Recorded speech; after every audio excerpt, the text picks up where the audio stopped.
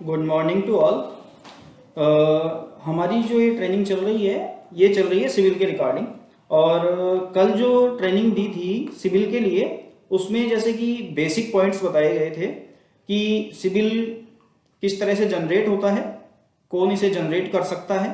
तो छोटा सा एक बार ब्रीफ में बता दूं, जिसने अगर कल का वीडियो नहीं देखा हो, कि सिविल को वही पार्टी जनरेट कर सकती है जिसने सिविल के अंदर खुद की फी जमा करा रखी है कंपनी में और लॉगिन आईडी एंड पासवर्ड ले रखे हैं। वही कंपनी, वही पर्सन सिविल निकाल सकता है। ठीक है, तो सभी बैंक्स में एनबीएफसी कंपनी के अंदर सिविल की आईडी होती है। तो मतलब वो फी जमा कराते हैं, वो रजिस्टर्ड हैं, इसलिए वो सिविल निकाल सकते हैं। हर कोई व्यक्ति सिविल नहीं निकाल सकता।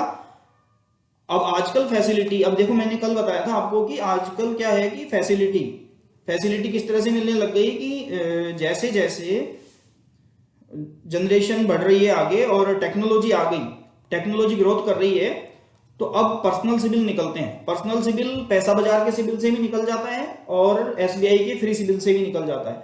उसके अंदर हम खुद का जो डेटा फिल करते हैं और डेटा फिल करके वो हमें ओटीपी मांगता है, हम उसको ओटीपी देते हैं, वो हमारा सिविल जनरेट करके दे देते हैं। इस तरह का भी अभी चल रहा है। ठीक है, आने वाले टाइम के अंदर ये और भी ज्यादा अपडेट हो जाएगा। अभी क्या है कि हम कोई भी ऐप को लॉगिन करते हैं, तो ऐप जब लॉगिन होता है तो वो हमारा डेटा लेता है। तो जो हमारा वो डेटा लेता है तो उसके पास में, ऐप के पास में मतलब डेटा है, कंपनी जिसका भी ऐप है उनके पास में हमारा डेटा है। हमारी डीओबी, हमारा पैन कार्ड नंबर वगैरह, हमारा आधार कार्ड नंबर उसके अंदर ऑलरेडी डला हुआ है या उनको फैच कर लेते हैं। तो बहुत बार ऐप के अंदर ऑप्शन भी आता है, या बैंक की आईडी अपने हमारे पास होती है जहां से हम ऑनलाइन बैंकिंग निकालते हैं, तो उसमें भी ऑप्शन होता है कि आप आपका सिविल फैच कर सकते हैं। ठीक है, तो इस तरह से आजकल पर्सनल सिविल भी जनरेट हो जाते हैं। मैंने जैसे कि कल आपको एक सिविल बताया था और सिविल के अंदर दिखाया था कि यहाँ जो फ्रंट पेज है, फ्रंट पेज पे इधर लेफ्ट हैंड साइड में कस्टमर का नेम लिखा हुआ होता है। इसके नीचे जो सिविल ने आईडी दी हुई है वो मेंशन होती है। ठीक है, इसी तरह से इधर इस साइड जो लिखा हुआ है ये है डेट, कि किस डेट को ये सिविल निकाला गया है, इसके नीचे किस टाइम पे ये निकाला गया है, और इसके नीचे कंट्रोल नंबर है। यदि सिविल में कोई भी प्रॉब्लम है तो हम सिविल में कॉल करके या मेल करके ये दिखा सकते हैं कि सर मेरे सिविल में ये प्रॉब्लम है या ये गलत लोन फैच हो रहा है, मेरा ये नहीं है, आप इसको एक बार चेक कर लीजिए। तो ये कंट्रोल नंबर हम वहां नोट करवाएंगे तो वो सही करने के काम आता है। ठीक है, और उसके नीचे मैंने बताया था कि यहाँ पे कस्टमर का पूरा name, son of, wife of के साथ में आता है। इसके नीचे डीओबी आती है, इधर ये सिविल स्कोर है। ठीक है, ये सिविल स्कोर शो किया हुआ है 654। ठीक है, उसके नीचे आता है हमारी ID, PAN card, Aadhaar card, voter ID, driving licence.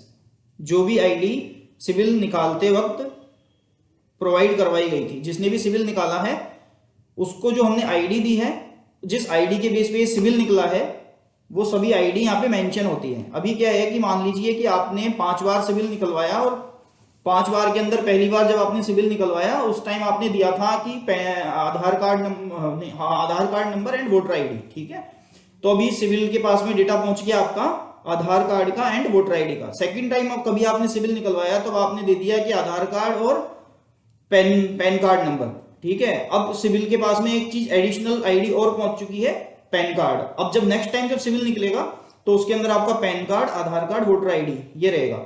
और मान लीजिए कि कभी अगली बार आपने जब सिविल निकलवाया तब आपने दे दिया कि Aadhaar card plus driving licence, तब आपने मतलब एडिशनल डॉक्यूमेंट्स और दिया सिविल को। अब देखिए सिविल को अब जितना डॉक्यूमेंट्स देंगे ना, जितना डेटा देते जा रहे हैं उतना सिविल रिकॉर्ड रखता जा रहा है खुद के पास में। अभी मैंने क्या बताया था कि कई बार कई लोगों के सिविल गलत भी निकल के आ जाते हैं। उसके पीछे कारण क्या रहता है कि जिस व्यक्ति ने सिविल निकाला पहली बार के अंदर, उसने कहीं ना कहीं गलत डेटा डाल दिया उसके अंदर।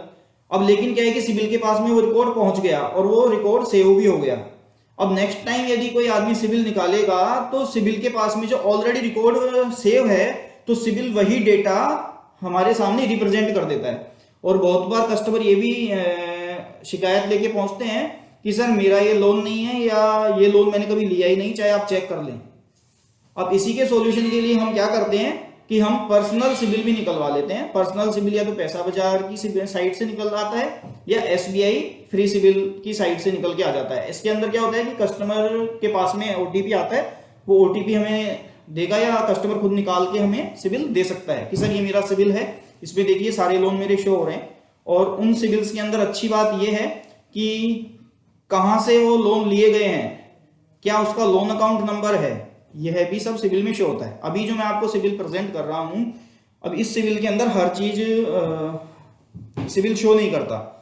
ठीक है, सिबिल क्या है कि खुद की रिपोर्ट देने के पैसे लेता है और सिबिल बहुत सी चीजों को नॉट डिस्क्लोज रखता है। अभी मैं वो आपको आगे बताऊंगा कि क्या चीजें सिबिल डिस्क्लोज करता है और कौन कौन सी आइटम्स ऐसे हैं, कौन कौन सी डिटेल ऐसी है जिसके कि सिबिल डिस्क्लोज नहीं कर पाता है।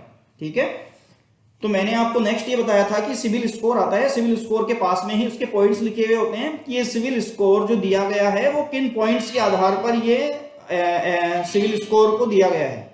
ठीक है, सिबिल स्कोर एक नंबर है जो कि 300 से लेके 900 तक की रेंज में रहता है।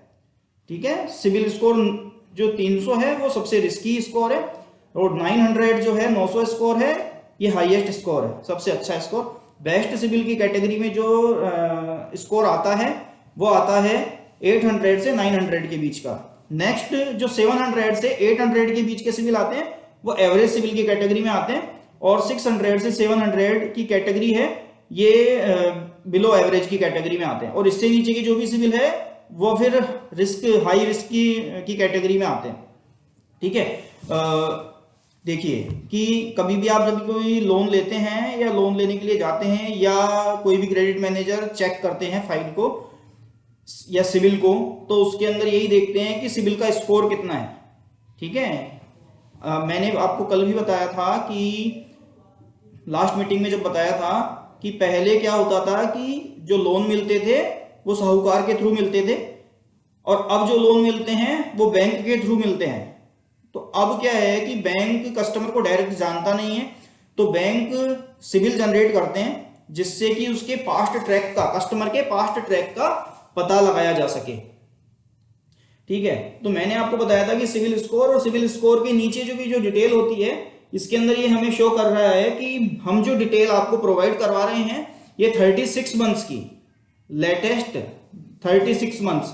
अब देखिए क्या है कि मान लीजिए कि कोई भी सिबिल जनरेट हो रहा है, उसके पास में सिबिल जो रिकॉर्ड करंट का रखता है वो लेटेस्ट 36 महीने का रिकॉर्ड रखता है। ऐसे समझिए कि किसी भी व्यक्ति ने आज लोन के लिए अप्लाई किया या आज सिबिल जनरेट करवाया तो तब से अब से और लास्ट के जो 36 मंथ्स है उनका रिकॉर्ड सिबिल रिप्रेजेंट करता है। या इसको ऐसे भी मत समझो, क्योंकि बहुत बार क्या होता है कि लोन स्टार्ट होते हैं और क्लोज हो जाते हैं।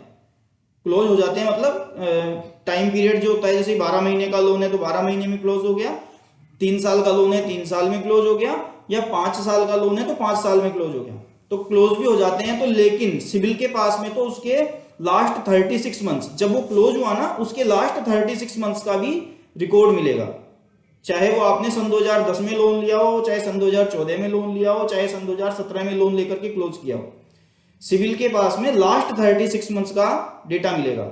आज यदि मैं सिबिल निकालूंगा, मेरा आज की डेट में कोई लोन चल रहा है, मैंने चाहे आज से 5 साल पहले लोन लिया था, लेकिन सिबिल के पास में जो डेटा है या सिबिल जो मेरे को डेटा शो करेगा वो करेगा अभी लेटेस्ट 36 मंथ्स का। ये समझने की है। और हमारा जो सिबिल स्कोर है यह भी जो डिपेंड करता है, यह करता है 36 मंथ्स के रीपेमेंट ट्रैक के ऊपर। ठीक है, कि अभी 36 मंथ्स में मेरा रीपेमेंट ट्रैक कैसा रहा। अब देखिए क्या होता है कि बहुत बार सिबिल के अंदर लोन पुराने वाले शो होते हैं और उसके अंदर डीपीडी भी होती है। डीपीडी मतलब कहीं ना कहीं रीपेमेंट ट्रैक खराब होता है, और जब कभी भी सिबिल जनरेट किया जाता है तो सिबिल स्कोर -1 शो कर देता है।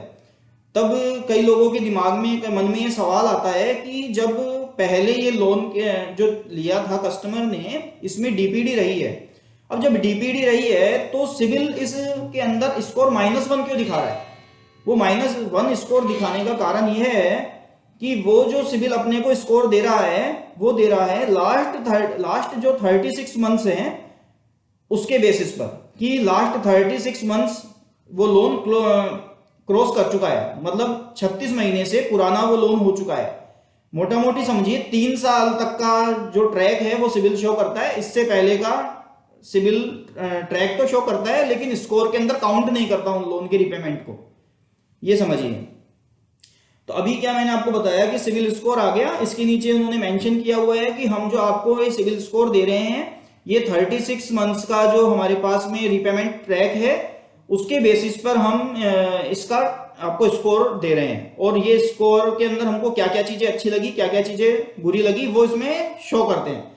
अभी जैसे कि इन्होंने यहाँ पे 654 का स्कोर दिया हुआ है और इसके जस्ट पास में इन्होंने पॉइंट्स लिखे हुए हैं, presence of delinquency in the recent past.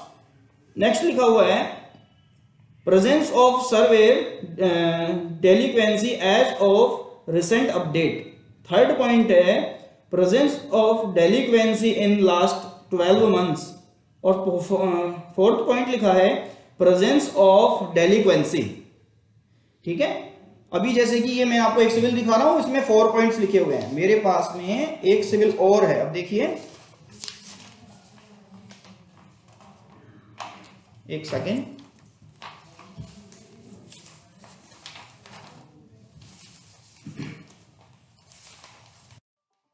देखिए यह एक सिविल और है। ठीक है, इस सिविल के अंदर जो स्कोर आ रहा है वो आ रहा है 639 का। ठीक है, और इसके अंदर जो पॉइंट्स दिए हैं वो पॉइंट्स है 3, और पॉइंट्स 3 के अंदर क्या है, इसके 639 आने की रीजन क्या है, उन्होंने जो खुद के स्कोरिंग फैक्टर्स दिए हैं उसमें लिखा है low proportion of satisfactory trades. First point दिया, देखिए पहले वाले सिविल में अलग अलग पॉइंट्स थे ना, अब पॉइंट्स चेंज हो गए हैं। सेकेंड पॉइंट दिया है presence of delinquency in last 12 months. ठीक है, और थर्ड पॉइंट दिया है high balance buildup on non mortgage loans in past 6 months. अब मतलब क्या समझे कि ये जो सिविल स्कोर दिया तो उसके फैक्टर्स क्या हैं। अब सब ये देखते हैं कि सिविल खुद के जो स्कोर दे रहा है इसका फैक्टर क्या है, वो सिविल स्कोर किस तरह से वो मानता है, किस चीजों को वो कंसीडर करता है, किस तरह से वो सिविल देता है। ठीक है, इन पॉइंट्स के आधार पर सिविल देता है। एक सेकंड,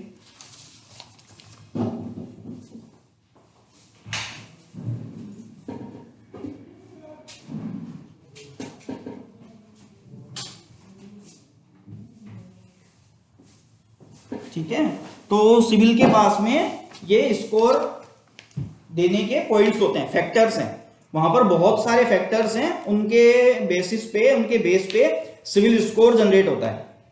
राइट, तो हम पॉइंट्स पे थे कि पहला हो गया सिविल स्कोर कैसे जनरेट हो रहा है, कितने टाइम का हो रहा है। हमारे पास जो सिविल आ रहा है वो लेटेस्ट 36 मंथ्स के ट्रैक के बेस पे ही सिविल स्कोर जनरेट होकर आ रहा है। नेक्स्ट कि हमारे पास में क्या आता है, पार्टी का pan card number, voter ID number, universal ID number means उसका आधार कार्ड नंबर, और यदि कोई नंबर ऐसा है जो कि सिविल के पास में एक्स्ट्रा पहुंचा है और सिविल के पास में आईडी का नेम नहीं पहुंचा तो उसे सिविल नॉट डिस्क्लोज करके अलग से एडिशनल नंबर्स लिख करके और दे देता है। एडिशनल आईडी नंबर जो होता है, इसी के नीचे जो होता है टेलीफोन नंबर्स की लिस्ट देता है सिविल हमेशा। और टेलीफोन नंबर्स की लिस्ट कैसे देता है कि जब भी जिस भी व्यक्ति ने सिविल निकाला है तो सिविल जनरेट करते टाइम पे इनपुट क्या दिया गया है, सिविल को डेटा क्या प्रोवाइड किया गया है। तो जो डेटा सिविल को प्रोवाइड किया है नेक्स्ट टाइम जब भी आप सिविल निकालेंगे तो सिविल का रिकॉर्ड से वो डेटा फैच होकर के हमारे पास आ जाएगा। अभी मान लीजिए कि मेरे पास में अभी जो नंबर आ रहे हैं इसमें मोबाइल नंबर 4 मोबाइल नंबर आ रहे हैं अभी, लेकिन मेरे पास अभी जो भी मतलब जिस भी बंदे ने सिविल को जनरेट किया है और सिविल को जनरेट करते टाइम उसके पास में एक एडिशनल मोबाइल नंबर भी प्रोवाइड करवाया गया है सिविल जनरेट के लिए। तो अभी क्या है कि जो भी बंदा है या मैं हूं कि अभी अगर सिविल जनरेट करने के लिए मैंने पूरी डिटेल डाली, पूरा Aadhaar card, PAN card, DOB, mobile number, address वगैरह जो भी मैंने सब कुछ डाला, तो वो चीजें सब सिविल के पास रिकॉर्ड में पहुंच गई।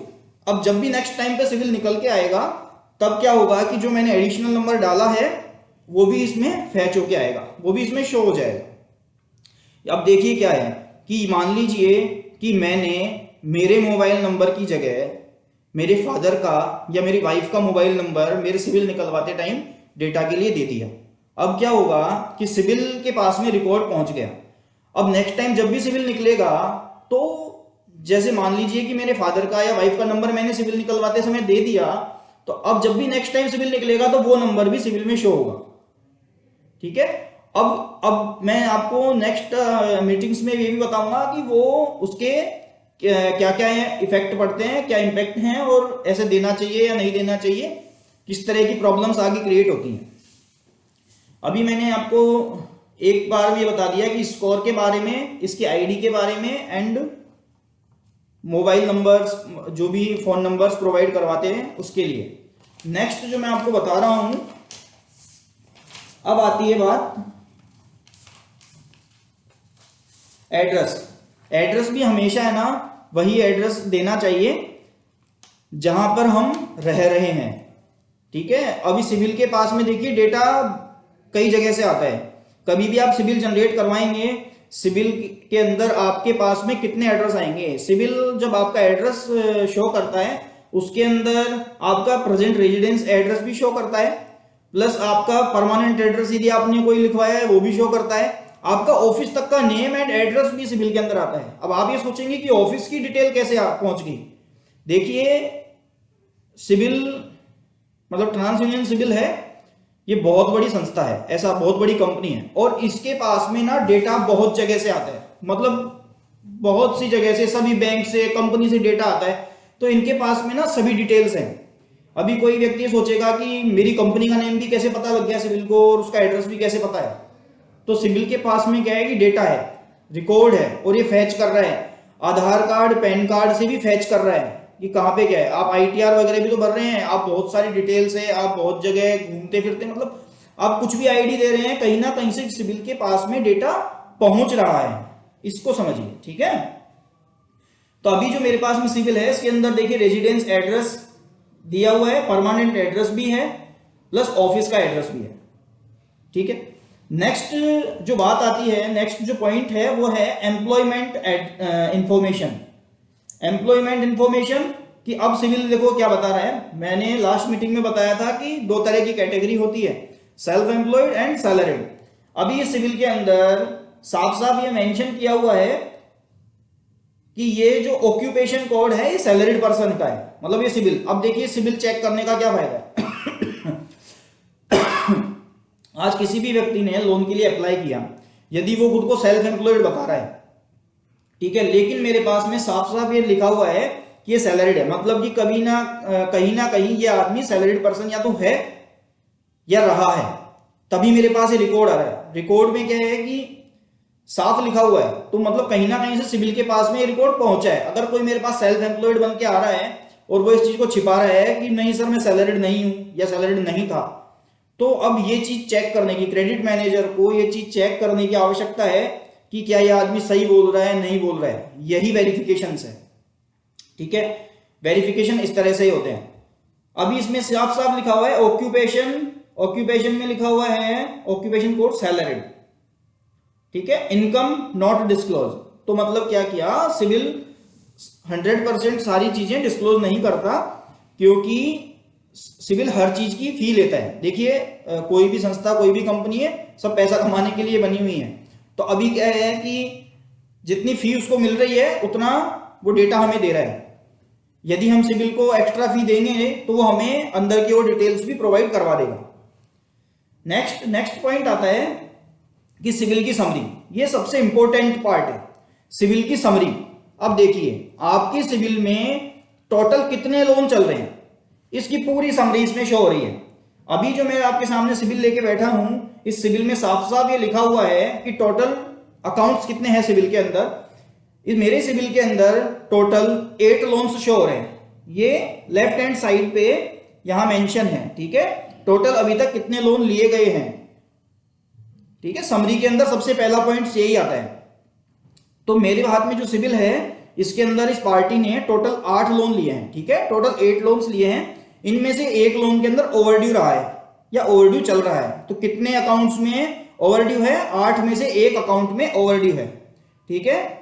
नेक्स्ट आया इसमें लाइन, जीरो बैलेंस के अकाउंट कितने हैं? इसमें साफ लिखा हुआ है कि 6 अकाउंट ऐसे हैं जिनका बैलेंस जीरो है, मतलब कि वो लोन क्लोज हो चुके हैं। जीरो बैलेंस मतलब करंट बैलेंस जीरो है, जो लोन पार्टी ने लिया था वो लोन पे कर दिया है, ठीक। नेक्स्ट है कि बैलेंस कितना है। आज की डेट में जो भी रनिंग लोन है इनका करंट बैलेंस कितना है? ओके, तो करंट बैलेंस मेरे पास आ रहा है 5,42,000 रुपए। आज की डेट में जो लोन चल रहे हैं इनका करंट बैलेंस है 5,42,000। ओके, नेक्स्ट जो है इसके जस्ट नीचे लिखा हुआ है ओवरड्यू, कि जो लोन चल रहे हैं या जो ओवरड्यू जिस अकाउंट में है, जितने जितने अकाउंट में है, टोटल ओवरड्यू यहाँ पे शो होगा। मैंने जो लास्ट अमाउंट आपको बताई वो टोटल करंट बैलेंस है, पूरे अभी तक जितने लोन लिए हैं और जो रनिंग में शो हो रहे हैं इसका करंट बैलेंस कितना है। तो टोटल करंट बैलेंस शो हो रहा है 5,42,000, ओके, 5,42,000। इसी के नीचे नेक्स्ट जो लिखा हुआ है टोटल ओवरड्यू है, यहां ओनली ओवरड्यू लिखा हुआ आएगा, लेकिन ये हमें समझना है कि ये टोटल ओवरड्यू लिखा हुआ है, ओके। तो टोटल ओवरड्यू आ रहा है 73,000 का। तो मतलब कि जो पार्टी ने लोन लिए और जो ईएमआई पे नहीं की उसका ओवरड्यू आ रहा है 73,000 का। तो ये एक सोचने वाली बात है कि जिस व्यक्ति ने लोन के लिए अप्लाई किया है, इस व्यक्ति ने जो लोन लिए हुए हैं इसी की ईएमआई पे नहीं कर रहा है टाइम पे, और इसके अंदर 73,000 के ओवरड्यूज भी शो हो रहे हैं, ठीक है। इसी के जस्ट आगे नेक्स्ट लिखा हुआ है कि जब से ये सिविल चलने, जब से ये व्यक्ति ने लोन लेना स्टार्ट किया तो वो कब से किया और अभी लेटेस्ट लोन कब लिए। बहुत अच्छी डिटेल है इसके अंदर। साफ ये लिखा हुआ है कि रिसेंट में अभी जो पार्टी ने लोन लिया वो लिया 10 अगस्त 2023, ठीक है। और जो लास्ट पेमेंट सबसे पहली बार जब लोन लिया था, ओल्डेस्ट सबसे पहली बार जो लिया था वो लिया था 14 जून 2007। मतलब कि इस व्यक्ति ने सन 2007 से लेना स्टार्ट किया था। लेटेस्ट लोन जो लिया वो 2023 में लिया।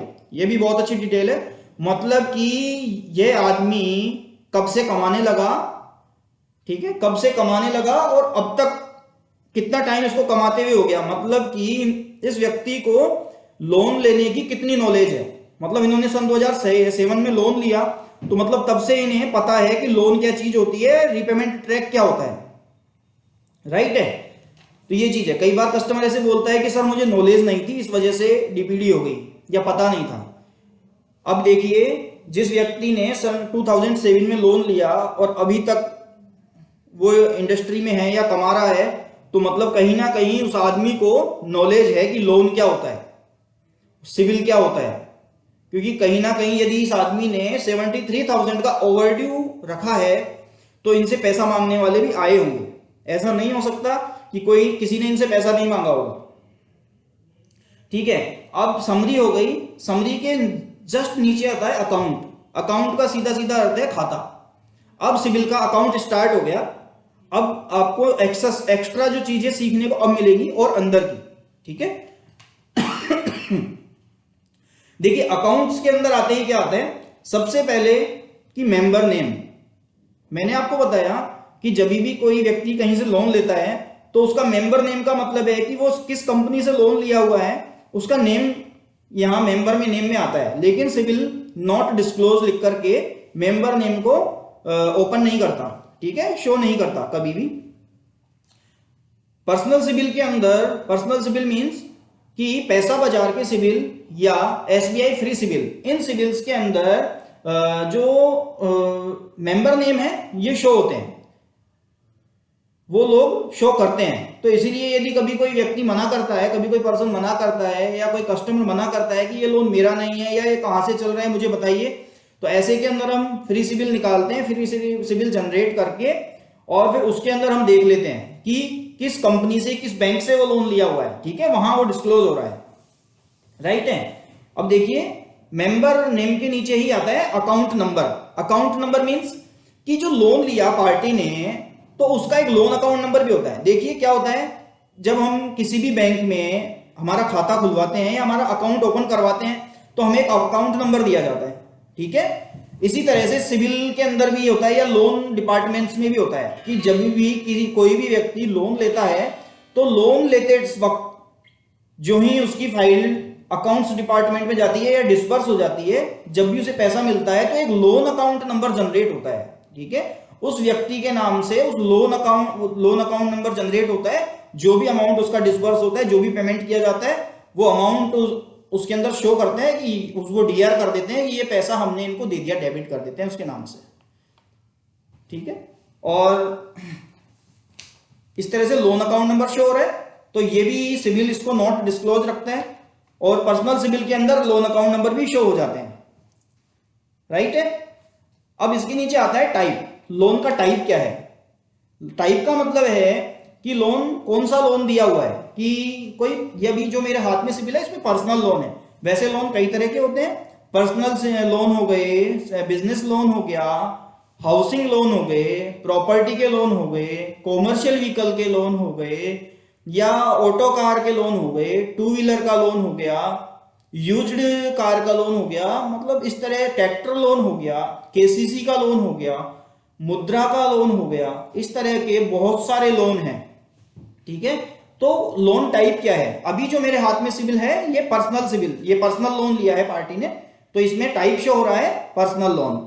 ऑनरशिप, ऑनरशिप के अंदर लिखा हुआ आ रहा है इंडिविजुअल। इंडिविजुअल का मतलब है कि जब भी इन्होंने लोन लिया तो ये इन्होंने इंडिविजुअल लोन, मतलब कि लोन के अंदर एप्लीकेंट ये है। देखिए एप्लीकेंट मतलब आवेदक, जिस भी व्यक्ति ने लोन लिया है, ठीक है, वो लोन के अंदर आवेदक है, आवेदक है। अभी देखिए ऐसे समझिए आप चीज को कि किसी व्यक्ति ने लोन की फाइल लगाई, उनका नाम है रामलाल जी, उनकी वाइफ का नाम है सीता देवी जी, ठीक है, और उनके दो बच्चों का नाम है लव कुमार और कुश कुमार। ये तो हो गया एक बात, ये मैंने आपको एक फैमिली ट्री बताया। अब इनके फादर का नाम है दशरथ जी और मदर का नाम है कौशल्या जी, इस तरह से समझिए। अभी क्या हुआ कि यदि रामलाल जी ने लोन की फाइल लगाई है और रामलाल जी ने लोन की फाइल लगाई और उसके अंदर पर्सनल लोन शो हुआ, क्या? अगर इंडिविजुअल शो हुआ, इंडिविजुअल का मतलब क्या हुआ कि कभी भी जब इन्होंने पर्सनल लोन के लिए अप्लाई किया या पीएल के लिए अप्लाई किया था रामलाल जी भाई साहब ने, तो ये उसमें आवेदक खुद थे। अभी लेकिन अगर यहाँ पे ज्वाइंट शो हो जाता ओनरशिप के अंदर, तो ज्वाइंट का मतलब रामलाल जी ज्वाइंट थे किसी लोन में। ज्वाइंट का मीन सीधा सीधा हो गया कि को एप्लीकेंट थे। को एप्लीकेंट मतलब सह आवेदक, आवेदक के साथ में जो व्यक्ति था, ठीक है। और यदि इसी ही जगह पे ना ही इंडिविजुअल शो होता और ना ही ज्वाइंट शो होता और यदि गारंटर शो हो जाता, तो फिर इसका सीधा सीधा मतलब यह है कि रामलाल जी भाई साहब ने कहीं ना कहीं किसी लोन में गारंटी दी हुई है, ठीक है। ना ये इसमें इंडिविजुअल हैं, ना ये इसमें को एप्लीकेंट हैं, ये गारंटर में लोन शो हो रहा है, तो ठीक है, यह ओनरशिप में शो होता है। ओके, नेक्स्ट जो आता है पॉइंट वो है ओपनड। ओपनड लिखा हुआ होता है। ओपनड का मतलब है कि लोन सैंक्शन कब हुआ, किस डेट को ये लोन मिला है। तो जो मेरे हाथ में सिविल है ये 29 जून 2017 को ये लोन पास हुआ, ठीक है। ओपन मतलब सैंक्शन हो गया उस दिन। इसके जस्ट नीचे लिखा हुआ है लास्ट पेमेंट डेट। जब ये लोन चल रहा है तो इसके अंदर जो ईएमआई का रिपेमेंट है, तो इसकी लास्ट डेट क्या, इन्होंने लास्ट ईएमआई किस डेट को पे किया, इसका डेट आ रहा है 25 नवंबर। ओके, तो अभी 25 नवंबर 2021 को इन्होंने लास्ट ईएमआई पे किया और ये लोन ओपन कब हुआ था, 2017 के अंदर। ओके, इसी के नीचे यदि ये लोन क्लोज हो जाता तो इसके नीचे एक और पॉइंट ऐड होता कि क्लोज्ड, और उसकी डेट लिखी हुई होती यदि ये लोन क्लोज हो जाता तो। लेकिन ये भी लोन क्लोज नहीं हुआ, इसीलिए यहां पर क्लोज का ऑप्शन नहीं है। नेक्स्ट पॉइंट, अब देखिए क्या होता है कि सभी बैंक, एनबीएफसी या जो भी फाइनेंस सेक्टर की कंपनी है, फाइनेंशियल इंस्टीट्यूशंस है, ये सभी अपना डेटा सिविल के पास भेजते हैं। और वो सिविल के पास भेजते हैं तो सिविल अपने पास में एक रिकॉर्ड रखता है। ओके, अब रिकॉर्ड जब वो रखता है, अब ये बताइए, ये देखिए क्या कह रहा है कि रिपोर्टेड एंड सर्टिफाइड। अब सिविल ये कह रहा है कि मैं जो आपको सिविल के अंदर ये जो लोन शो कर रहा हूं, तो मेरे पास में रिपोर्ट कब की है, ओके, इसके अंदर ये लिखा हुआ है reported and certified 30 November 2023, means कि ये लोन अभी मेरे पास में करंट बैलेंस के साथ में शो हो रहा है, फर्स्ट पॉइंट। सेकंड पॉइंट की जो मेरे पास में बैंक ने या जिस भी पर्सनल लोन जहां से भी जिस बैंक से या कंपनी से लिया हुआ है उन्होंने ये रिपोर्ट भेजी है, और लेटेस्ट रिपोर्ट मेरे पास जो आई है ये रिकॉर्ड आया है 30 नवंबर को। मैंने क्या बताया कि सभी बैंक एंड सभी एनबीएफसी कंपनीज डेटा सिविल के पास भेजती हैं, राइट है, और सिविल के पास में रिकॉर्ड जाता है, और वो रिकॉर्ड के आधार पर ही जब हम सब सिविल निकालते हैं, डेटा डालते हैं उसमें, तब वो फैच होकर के डेटा हमारे पास आता है, राइट है। अब जो नेक्स्ट पॉइंट आता है कि सैंक्शन अमाउंट, कि जब लोन हुआ के लिए पास हुआ तो वो कितने का है। तो ये जो पर्सनल लोन मैं आपको बता रहा हूं ये सैंक्शन हुआ है 1,45,202, 1,45,202 रुपए का लोन सैंक्शन हुआ है। तो ये पर्सनल लोन कितने का हुआ, 1,45,000 का, ठीक है। नेक्स्ट पॉइंट आ रहा है इसके अंदर करंट बैलेंस। करंट बैलेंस कितना है, करंट बैलेंस आ रहा है 48,573 का। मतलब आज की डेट के अंदर जो भी बैंक है वो इनसे करंट बैलेंस एक्चुअल अमाउंट जो मांग रही है वो कितना मांगती है, 48,573। ये है समझने की बात कि कस्टमर यदि बोल रहा है कि मैंने इस लोन को क्लोज करवा दिया, लेकिन बैंक ये बोल रहा है कि नहीं, करंट बैलेंस लोन अकाउंट में इतना बाकी है, उस लोन अकाउंट नंबर के अंदर इतना रुपया बाकी है, इतना वो बैंक मांगती है, ये करंट बैलेंस में शो हो रहा है। नेक्स्ट पॉइंट आ रहा है ओवरड्यू। अब ओवरड्यू में अमाउंट लिखा हुआ है 73,000। अब इसका सीधा सीधा क्या मतलब हुआ सर कि 73,000 का ओवरड्यू। अब ये ओवरड्यू कैसे हुआ कि बैंक ने खुद की पेनल्टी चार्जेस लगा करके बैंक ने बोल दिया कि सर आपके अकाउंट में जो करंट बैलेंस है वो तो है 48,000 का बाकी। समझ रहे हो कि किसी आदमी ने मेरे से 1.5 लाख रुपए लिया था और उसने ईएमआई मेरे को पे की, ईएमआई पे कर दी, और उसका जो करंट बैलेंस कम होता होता हो गया 50,000 रुपए, ऐसे समझिए 50,000 रह गया करंट बैलेंस। लेकिन मैंने क्या किया कि मैंने बता दिया कि हाँ आपका बैलेंस करंट बैलेंस तो 50,000 है, लेकिन आपकी जो पेनल्टी सहित में जो भी पैसा है वो मैंने बता दिया 75,000 रुपए बाकी है। मैंने सब पेनल्टी वगैरह उसका जो कलेक्शन का चार्जेस है सभी ऐड करके ओवरड्यू निकाल दिया है। अब इसी तरह से इस बैंक ने जो ओवरड्यू निकाला है वो है निकाला है 73,000 का, जबकि पैसा जो करंट बैलेंस बाकी है वह है 48,000, राइट है। नेक्स्ट पॉइंट आ रहा है इसके अंदर ईएमआई। जो ये पर्सनल लोन है इसकी ईएमआई कितने की है, राइट है। ईएमआई का अमाउंट आ रहा है 1,406 कि मतलब ये जो पर्सनल लोन पास हुआ इसकी ईएमआई बनी, ईएमआई मतलब पर मंथ की इंस्टॉलमेंट, राइट है, मंथली इंस्टॉलमेंट, ये बनी है 1,406 रुपीज की। तो यह आदमी को 1,406 रुपए पर मंथ की ईएमआई पे करनी थी। पर मंथ की भी मैंने आपको कैसे बोली, क्योंकि ईएमआई का मतलब है पहली चीज की ईएमआई मंथ की बन रही है। बहुत बार देखो जैसे कि कोई ट्रैक्टर लोन लेता है, अब ट्रैक्टर लोन के अंदर मैं आपको ये चीज आगे सिखाऊंगा, वैसे थोड़ा सा ब्रीफ में बता देता हूं कि मान लीजिए कि कोई आदमी ट्रैक्टर लोन ले रहा है, वो ट्रैक्टर खरीदा और वो एग्रीकल्चर एक्टिविटी के अंदर उसको यूज में लेता है। अब क्या होता है कि भारत के अंदर जो भारत कृषि प्रधान देश है, अब यहाँ पर जो फसल होती है वो फसल होती है 6 महीने में एक बार, ऐसा मानते हैं।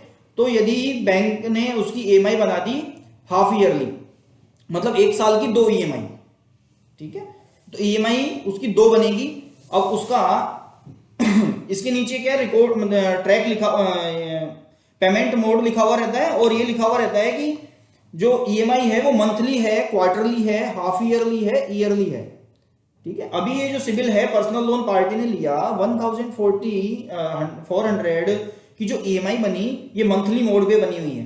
पेमेंट फ्रिक्वेंसी के लिए इन्होंने लिखा मंथली। अभी अगर ये मान लीजिए कि ये क्वार्टरली होती तो यहाँ पे लिखा हुआ होता कि पेमेंट फ्रिक्वेंसी आएगी क्वार्टरली, ठीक है, हर एक क्वार्टर के अंदर ईएमआई आएगी।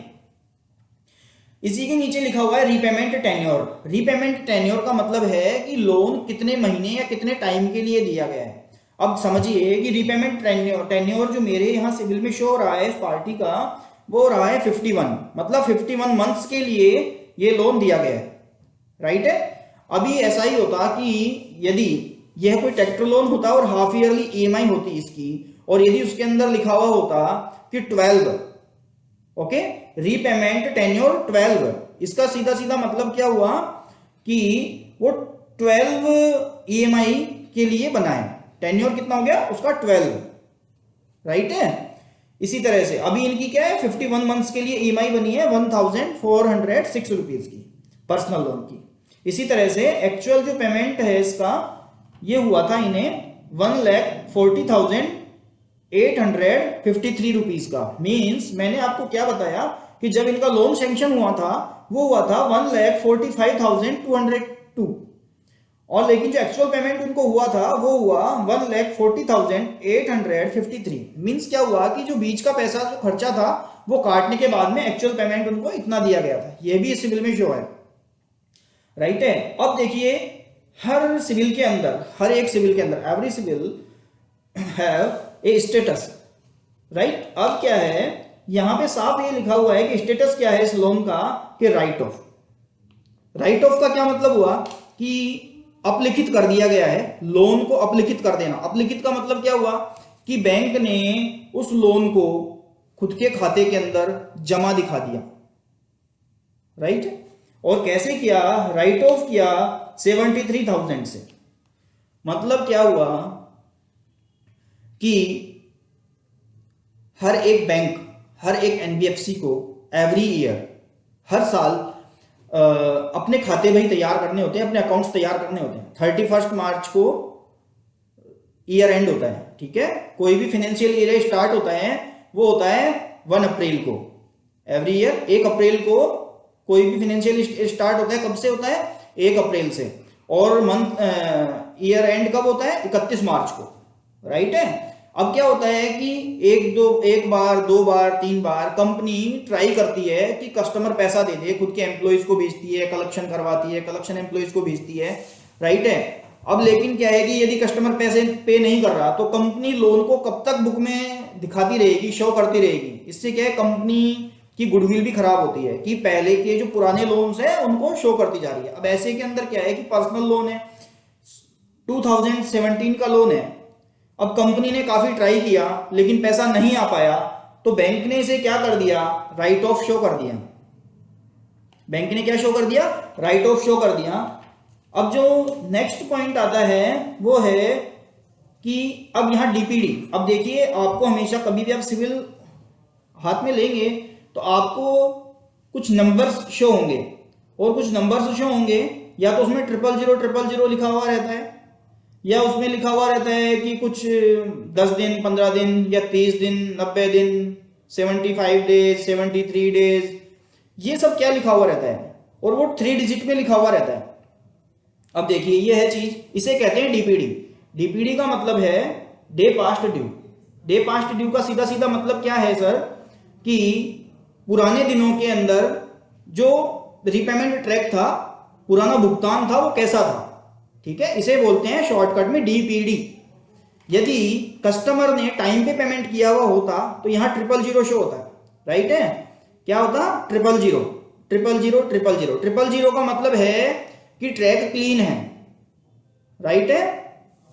अभी लेकिन जो मेरे पास सिविल शो हो रहा है इसके अंदर शो हो रहा है 900 का सीधा मतलब ये है कि इन्होंने 900 दिन तक पेमेंट नहीं किया है, ठीक है। ये और भी गहराई की चीज है। डीपीडी हर वर्टिकल, हर लोन के अंदर अलग अलग तरह से शो होती है। पर्सनल लोन में अलग तरह से चलती है, पर्सनल बिजनेस लोन में तो एक तरह से चलती है, लैप लोन में अलग तरह से चलती है, और कॉमर्शियल व्हीकल के अंदर डीपीडी अलग तरह से शो होती है। इसके लिए सिविल ने खुद का क्राइटेरिया बनाया हुआ है।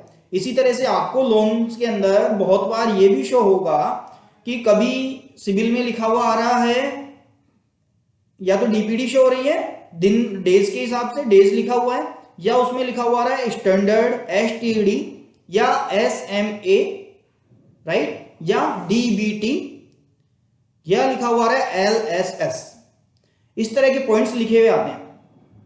अब ये सब चीजें क्या है, अब ये मैंने आपको लास्ट मीटिंग में भी बताया था कि सिविल का एरिया जो है बहुत बड़ा है, सिविल बहुत फैला हुआ है और इसको समझने के लिए ना थोड़ा टाइम चाहिए।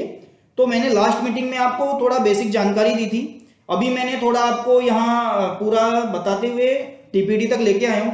अब टीपीडी क्या होती है, कैसे होती है, कैसे बढ़ती है, कैसे कम होती है, क्या चलती है, ये सब मैं आपको अब नेक्स्ट मीटिंग में बताऊंगा, क्योंकि ये मीटिंग बहुत लंबी हो जाएगी। आप भी परेशान होंगे, बोले कि यार बहुत लंबी मीटिंग ले ली, तो इसलिए अब मैं नेक्स्ट मीटिंग के अंदर आपको बताऊंगा कि डीपीडी क्या होती है, कैसे हो जाती है, किस तरह की डीपीडी में कब क्या मेंशन होता है, यदि यहाँ पे अगर एसटीडी लिखा हुआ है तो क्यों लिखा है, एसएमए है तो क्यों लिखा हुआ है, डीबीटी है तो क्यों है, और एलएसएस है तो क्यों है। ये सब की डिटेल मैं आपको नेक्स्ट मीटिंग में समझाता हूं। ठीक है, थैंक यू, जय हिंद, जय भारत।